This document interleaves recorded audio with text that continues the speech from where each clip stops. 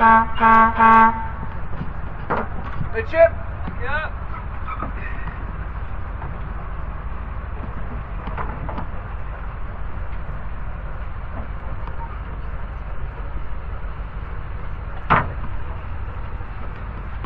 Welcome on board, ladies and gentlemen, boys and girls, for your cruise today on the motor vessel Lady of the Lake on Loch Katrine. As we set sail, please listen carefully to the following safety announcements. In the unlikely event of an emergency, you'll be informed by means of a signal, consisting of 7 or more short blasts, followed by 1 long blast on the ship's horn, or over the public address system. Please remain calm and follow the instructions of the crew. We do have enough life jackets for everyone on board, including small children. These are stored in clearly marked lockers on the upper deck and in the lower saloon behind the bar. We also have 3 life rafts capable of carrying 30 passengers each, which is a total of 19 passenger spaces. Please do not throw anything overboard or climb on the seats, handrails or anywhere else for that matter, as these actions can be dangerous. Thank you for your attention.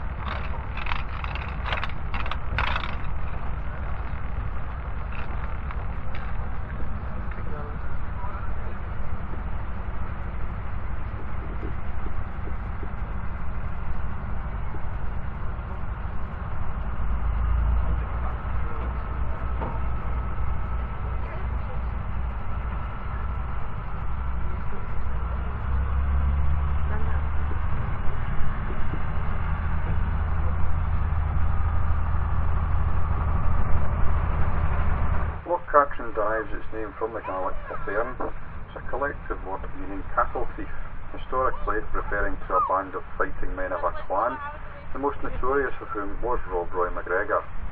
MacGregor was born at Glengyle at the west end of Loch Katrine, which is around 11 miles from our start point today. Less than 500 years ago, the Trossachs related to only a small wooded glen, bordered by Ben Ann to the north, Loch Katrine to the east, Benvenue to the south, and Loch Katrine to the west. Over the centuries, the name has begun to refer to a much wider area.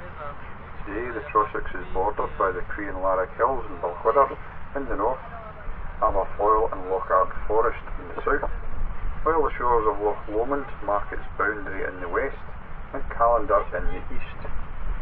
The area includes mountains, hills and glens, 7 major and many more small lochs, a rich variety of scenery, as well as some picturesque towns.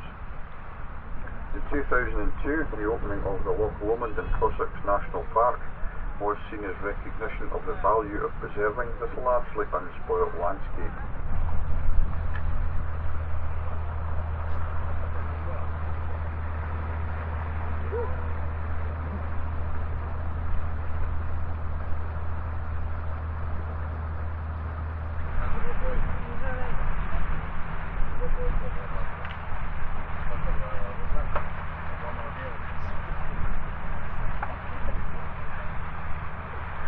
Loch Katrine derives its name from the Gaelic Katrine. It's a collective word meaning cattle thief, historically referring to a band of fighting men of a clan, the most notorious of whom was Rob Roy MacGregor.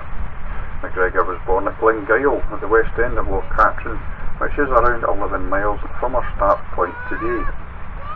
Less than 500 years ago, the Trossachs related to only a small wooded glen, bordered by Ben Ann to the north, Loch Katrine to the east, Benvenue to the south, and Loch Katrine to the west. Over the centuries, the name has begun to refer to a much wider area. Today, the Trossachs is bordered by the Cree and Larrick Hills in Balquhidder in the north, Aberfoyle and Loch Forest in the south, while the shores of Loch Lomond mark its boundary in the west, and Callander in the east. The area includes mountains, hills and glens, 7 major and many more small lochs, a rich variety of scenery, as well as some picturesque towns. In 2002, the opening of the Loch Lomond and Trossachs National Park was seen as recognition of the value of preserving this largely unspoilt landscape.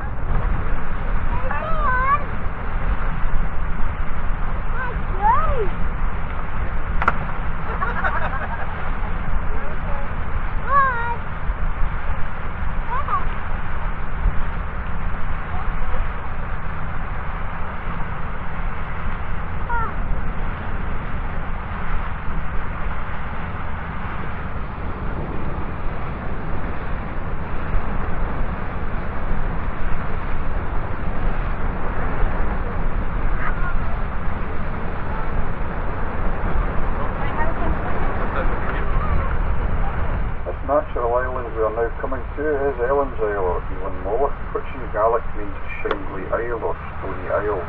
It was a stronghold of the MacGregors in the mid-16th century, so there may well be buildings or fortifications on the island, but they are hidden by the thick trees. The famous Scottish writer and poet Sir Walter Scott came to the Trossachs with his family and spent many hours sitting on the shore behind this island on a beach called the Silver Strand, writing his poem, The Lady of the Lake. In that poem, the Earl of Bothwell and his daughter Ellen took refuge in a castle on the island.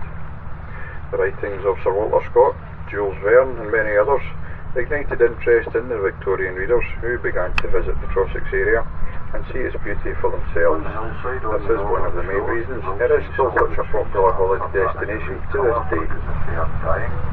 They have been deliberately killed by the local forestry commission. The trees that they have killed are all non-Scottish native trees, and they have done what is called ringed the trees. This is where they cut through the bark at the bottom of the tree, which stops the tree feeding, and it will then die naturally over a course of 5 to 10 years, and then fall to the forest floor to provide accommodation for the local wildlife. In replacement though, they have planted over 1 million native Scottish trees, and you will see these on the hillside as well. And once these have established themselves, we will have a completely Scottish natural forest, which is going to run from Inversnaid on the east side of Loch Lomond, around the north side of Loch Katrine and all the way to Callander. It will take the hillside back to what it used to look like around about the 1600s, before the trees were started to cut down to provide fuel for the local charcoal bloomeries. And you can see the remnants of a charcoal bloomery and ironworks behind Letter Steading.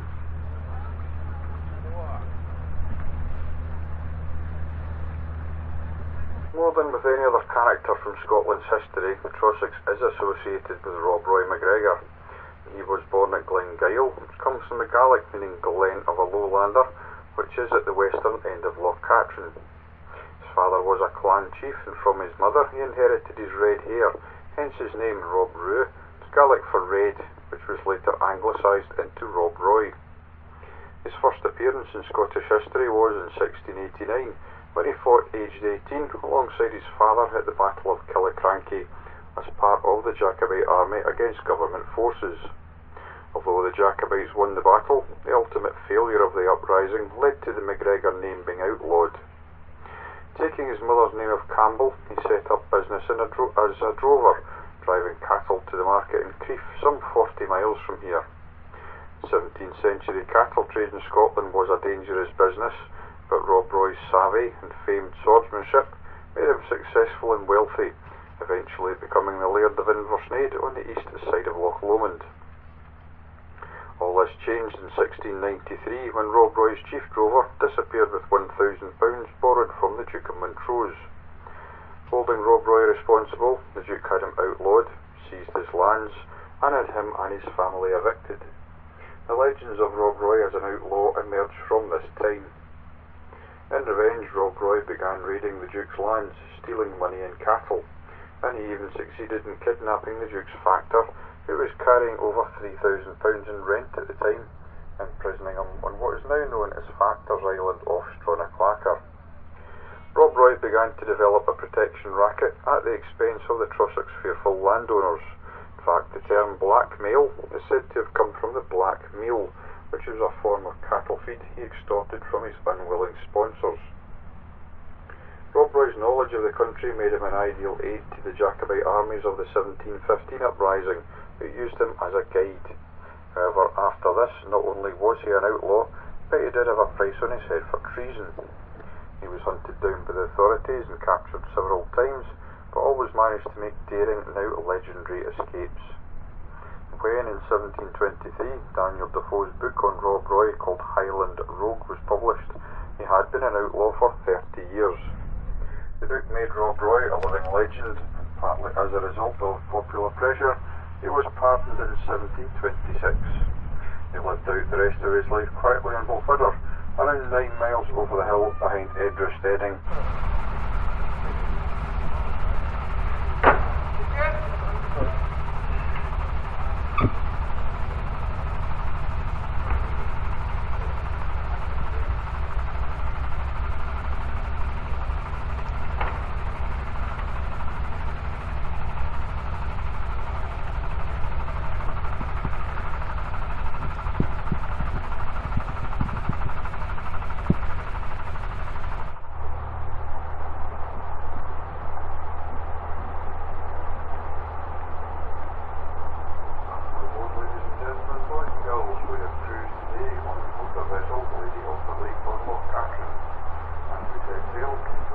carefully to the following safety announcements. In the unlikely event of an emergency, you'll be informed by means of a signal, consisting of 7 or more short blasts, followed by 1 long blast on the ship floor, or over this public address system. Please remain calm and follow the instructions of the crew. We do have enough life jackets for everyone on board, including small children. These are stored in clearly marked lockers on the upper deck and in the lower saloon behind.